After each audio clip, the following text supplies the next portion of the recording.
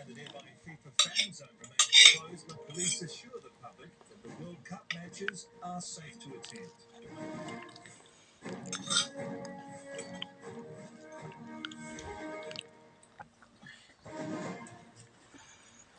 Question is, why did he go in there shooting the people? Good evening. An ordinary Auckland morning rush hour turned to tragedy today as a gunman on home detention shot his way into his place of work. The armed man was eventually shot dead by police, but not before killing 2 colleagues, injuring an officer, several civilians, and sending the city centre into lockdown. Those who made it out recounted the chaos and terror as innocent people sprinted from the scene. Nick Tribridge reports from downtown Auckland. A deadly shootout in the heart of our biggest city. Civilians ordered to flee. Officers. Apparently it was about 14 stories high, that building. Construction workers stuck in the building above hide from a colleague on a killing spree.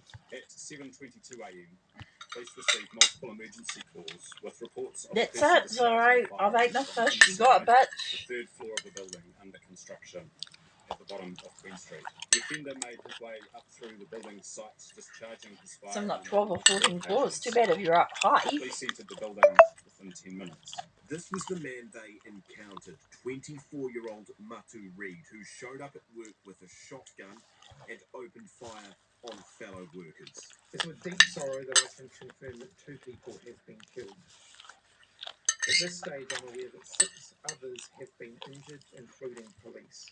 Reid was recently sentenced to home detention on multiple violence charges. Today's rampage coming to an end after he was cornered by officers. At around 8 a.m, our armed offenders squad, supported by a special tactics group, located the offender inside a lift shaft where he had barricaded himself and attempted to engage him, having secured the floors above and I thought he below. killed himself. This. High-powered rounds echoing through the city as Reid exchanged fire with officers who later found him dead. Those who escaped told us of the sense of terror, of dread, as it all unfolded. First I grabbed my helmet. I know it's not gonna work, but yeah, the first thing I did was I just grabbed my helmet and I just wanted to everybody come out and then we leave as well. David works in traffic management near the scene. He vividly recalls his colleagues' emotions as they fled. They were really scared for their life. They say they've seen a man with a shotgun in his hand and he was aiming for people. National's police spokesman, a former frontline officer, painted a picture of what those who ran into the building would have faced. It's almost the worst scenario that they could have put in front of them. You had a very big building with multiple floors, you had an active shooter. I wonder what set the bloody dick off is the question. He must have got pissed off about something. And there were shots being fired as they arrived on scene. Many people were able to escape the building, but I know that for those who hid or remained trapped, this was a terrifying experience. Meanwhile, officers outside tried to shield those just starting their day when they walked into this.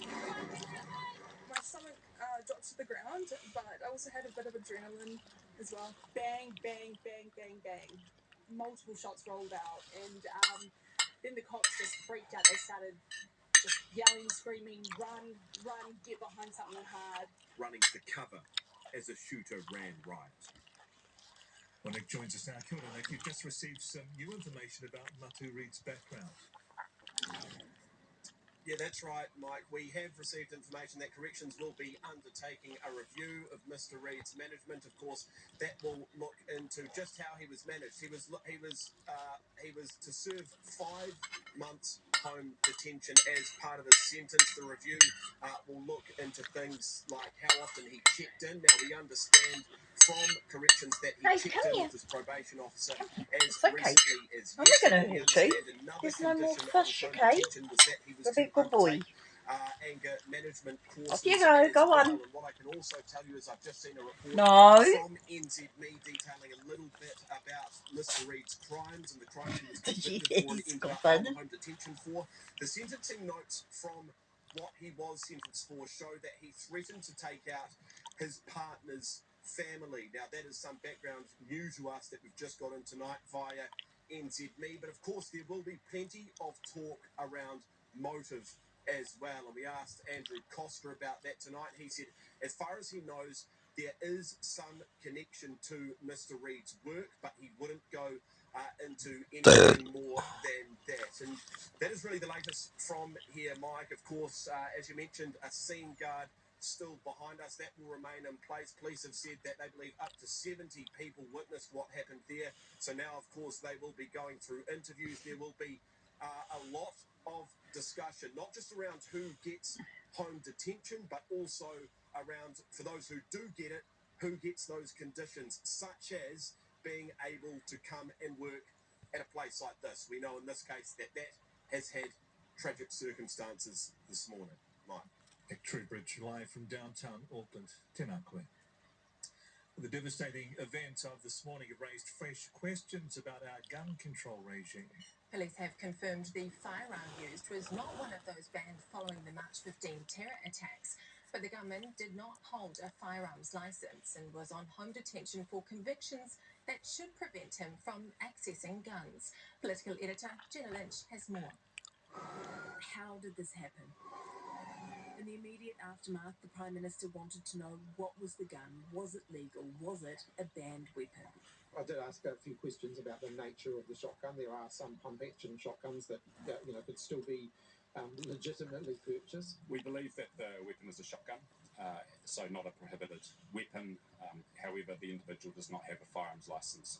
Therefore, he should never have had access to a firearm. Add to that, the gunman was on home detention, fitted with an ankle bracelet. The offender is the subject of a sentence of home detention. However, he had an exemption to work at the site, and so there's no indication at this stage of a breach. With respect to the measures that were in place or anything related to this specific individual, I think it's quite fair to say right now we don't have a complete picture. Matu Reid was sentenced to home detention back in March for family violence offences. Those offences prevent someone from being able to legally obtain a firearms licence. The individual's known for primarily family violence history.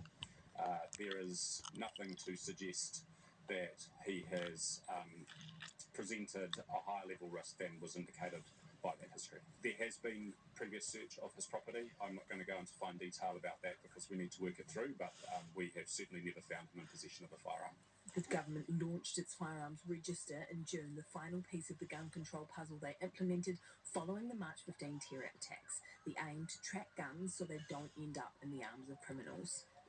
I'm really interested to know where this firearm came from. Obviously, it's really early days for the firearm registry, and one of the key goals of that is to understand where firearms come from. Do you think there needs to be further look at the gun reforms and see whether any more needs to be banned? A sentiment shared by politicians across the aisle. There are lots of questions that New Zealanders will have, but today is not that day. Today is not a day for politics. But they do have questions. Clearly there will be serious questions. How could such a person convicted of domestic violence be out on home detention? And how could such a person who is clearly not fit and proper procure a firearm? Police believe the man was not politically or ideologically motivated. So far, is that there was no identified. He's obviously after somebody there, probably. For the shooting, and therefore no. Mind you, he did work at the place. Somebody obviously pissed him off. We believe it's connected with the work at the site, but I can't go into more detail than that. And as the details become clearer, the questions that need answers will too. And in breaking news, the Prime Minister has just provided media with an update on the shooting. Jenna Lynch has been following that press conference and joins us now. Jenna, what's Chris Hipkins had to add? The Prime Minister flew up to Auckland around midday today. He's been at the College Hill police station talking to police about their response to their ongoing investigation, but he began his briefing with a message of mourning for those lost in the tragedy today. Yeah, I'd like to begin by expressing my deepest sadness and condolence to the families and the loved ones of those who were killed in the tragic shooting here in Auckland this morning. The whole nation is mourning with you.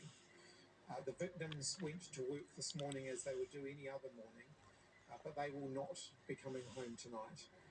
Their families, their loved ones will be feeling that, as the whole country will be feeling that. I know that we are mourning with them and we are sending all of our love and support to them. My thoughts are also with those who were injured this morning. That includes the 2 police officers who were shot at whilst they were doing their jobs. They were protecting the public, their colleagues, and the other first responders. Sounds like the guy's gone really crazy. And they are New Zealand heroes. Oh, not another video, is it? To those who were shot at or Yep, who witnessed this event, who escaped harm, the trauma of this event will still be significant. Thankfully, these sorts of shootings and events are not common here in New Zealand. I met with the police commissioner and senior police officials this afternoon. I've got confidence that they will investigate fully what happened here, and they will be able to provide the answers to the questions that we all have in time.